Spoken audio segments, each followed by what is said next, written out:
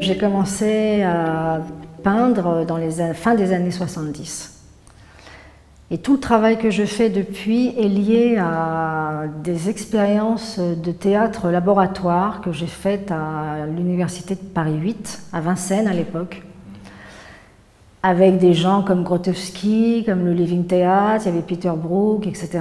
Et en réalité, je faisais aussi histoire de l'art et art plastique avec des ateliers aux Beaux-Arts, mais je dois dire que ce qui m'a le plus apporté, c'est ce que j'ai fait au département théâtre de Vincennes avec ces gens-là, parce que y avait justement cette idée de liberté du geste, de liberté les uns vis-à-vis des autres, d'ouverture aux autres civilisations. Peter Brook revenait d'Inde, il était allé en Inde où il avait pas mal travaillé sur le geste. Il faisait aussi des expériences à partir du no japonais.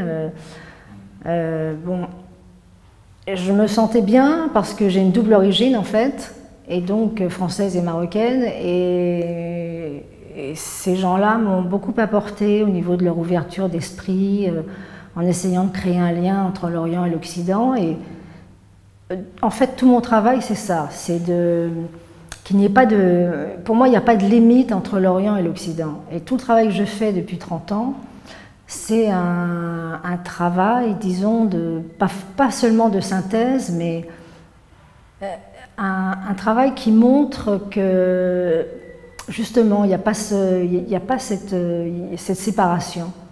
Il y a beaucoup de choses de la peinture occidentale qui sont dans l'Orient, il y a beaucoup de choses de l'Orient qui sont dans la peinture occidentale. Et peu à peu, tout mon travail s'est inscrit dans ce champ-là, c'est-à-dire faire des œuvres qui soient à la fois occidentales et orientales. Donc au niveau des influences, bon, c'est vrai qu'au départ c'était Rothko, c'était Klein, c'était beaucoup, dans les années 70, on s'intéressait beaucoup à la peinture américaine, mais je m'intéressais aussi beaucoup aux arts de l'islam. Par exemple, toutes les décorations des médersas, des mosquées, l'Alhambra, ça m'a toujours beaucoup intéressée parce que justement, je retrouvais ce lien entre l'humain et le cosmos qu'on trouve partout. À l'Alhambra, la nature est à travers l'eau et les jardins et à l'intérieur des salles, des salons. Et en même temps, il y a quelque chose de minimaliste.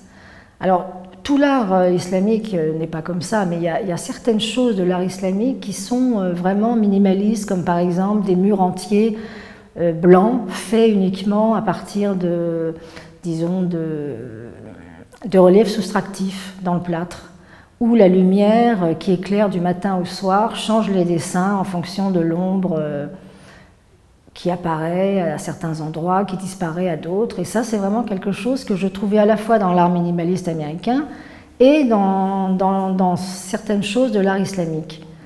Et donc, j'ai toujours fait ces rapprochements. Alors peut-être parce que j'ai toujours vécu entre le Maroc et la France, j'ai toujours eu tendance comme ça à faire des rapprochements d'une culture à l'autre et de m'apercevoir qu'en fait, il y avait beaucoup de résonances en fait, et de choses comme ça qui...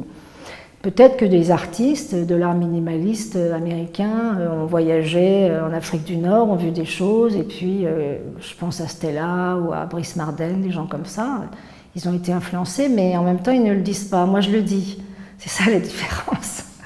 Et donc ce travail, donc, il s'est petit à petit transformé jusqu'à aujourd'hui, où ça devient, disons, un peu plus gestuel.